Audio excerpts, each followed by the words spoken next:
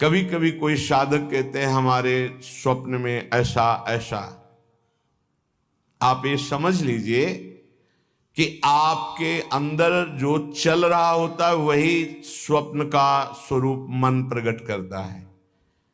यदि आपके अंदर वासनात्मक स्वप्न आ रहे हैं तो आप वासना का चिंतन करते हैं, वासना का ही आश्रय लिए हैं, आप प्रभु का आश्रय नहीं लिए।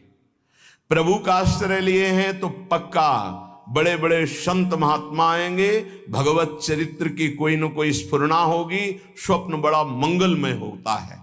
कभी गंदे स्वप्न आ ही नहीं सकते।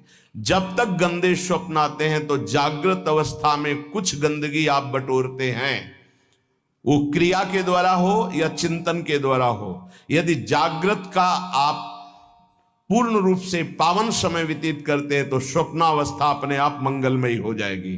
ये स्थिति पहचानी जाती है साधक की कि किस कोटि का साधक है।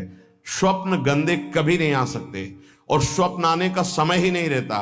बहुत कम निद्रा के लिए समय दिया जाता है, तो उस समय जो होता है वो भागवतिक स्वप्न आएंगे या कोई आदेश होगा, संकेत होगा, अन्यथा नहीं।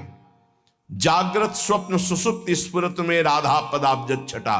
यहां श्रीपाद कह रहे पश्यामि जागृति तथा स्वप्ने भी नान्यत।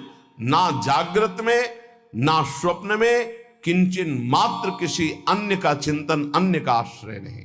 स्वप्न गंदा, चिंतन आपका गंदा है, इसलिए आया है। उसे नकारिए नहीं, स्वीकार कीजिए और चिंतन को बदलिए। नहीं, जो स्वप्न है वो प्रमाणित करता है आपकी स्थिति क्या है। जैसे संसारिक लोगों के ऐसे ही कल्पनात्मक वृत्तियां वो पकड़ नहीं पाते, वही सब उसको स्वप्न में दिखाई देता है। महाभागवत जनों का स्वप्न अपने आराध्य देव का होता है।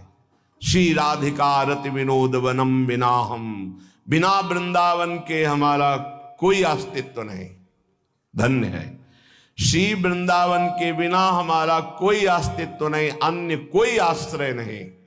अपना अस्तित्व वृंदावन प्रिया प्रीतम, अपना आश्रय वृंदावन प्रिया प्रीतम।